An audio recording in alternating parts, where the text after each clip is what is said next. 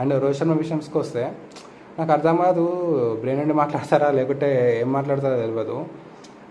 ఒక ఇంటర్నేషనల్ ఇండియాలో 140 క్రోర్స్ మెంబర్స్ ఉంటారు. ఇప్పుడు మీరు ఇండియా టీంలో 11 మెంబర్స్లో ఛాన్స్ రావాలంటే ఇంతమందిలో ఎంత టాలెంట్ ఉంటే వస్తుంది, ఎంత కష్టపడితే ఆ రేంజ్కి వెళ్తారు. అలాంటి పర్సన్ రోహిత్ శర్మను పట్టుకొని వడపవన్ ట్రోల్ చేస్తారు.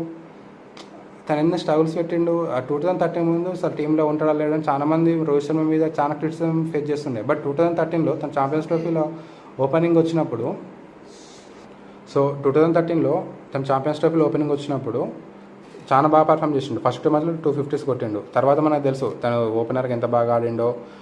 ఆస్ట్రేలియా మీద డబుల్ సెంచరీ, శ్రీలంక మీద ఇంకా 2 డబుల్ సెంచరీస్. తను ఎంత బాగా పర్ఫామ్ చేసినా అందరికీ తెలుసు. దాని తర్వాత 2019 వరల్డ్ కప్లో తను కీ బ్యాటింగ్ ఫర్ ఇండియా ఎంత బాగా ఆడిండో తెలుసు.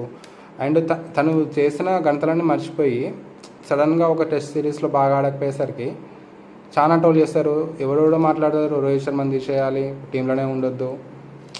ఇప్పుడు ఏ ప్లేయర్కైనా form is temporary, class is permanent. So వాళ్ళకి తెలుసు, వాళ్ళు ఆడలేకపోతే వాళ్ళు రిటైర్మెంట్ ప్రకటిస్తారు. మనం చెప్పాల్సిన అవసరం లేదు. ఇన్కేస్ మీరు టీంలో ఉండొద్దంటే దాని టీంలో తను బాగా ఆడతాడు మనకు ఉండొద్దని చెప్పారట ఉంది. బట్ రిటైర్మెంట్ అవ్వాల్సిన అది ప్లేయర్ ఇష్టం, మనం అనాల్సిన అవసరం లేదు. సో ఇంత క్రిటిసిజం వచ్చినా ఇప్పుడు ఛాంపియన్స్ ట్రోఫీ గెలవకుంటుంటే రోహిత్ శర్మకు చాలా ప్రాబ్లం అవుతుండే. బట్ తను గెలిచి సమాధానం చూపించిండు. ఇది కూడా మనకు ఒక ఇన్స్పిరేషన్ స్టోరీ. ఎవరేమనుకున్నా కూడా మన స్ట్రెంత్ మీద నిలబడి మనం రోహిత్ శర్మ గెలిచి చూపించినట్టు మన లైఫ్లో కూడా అలా ఉండాలని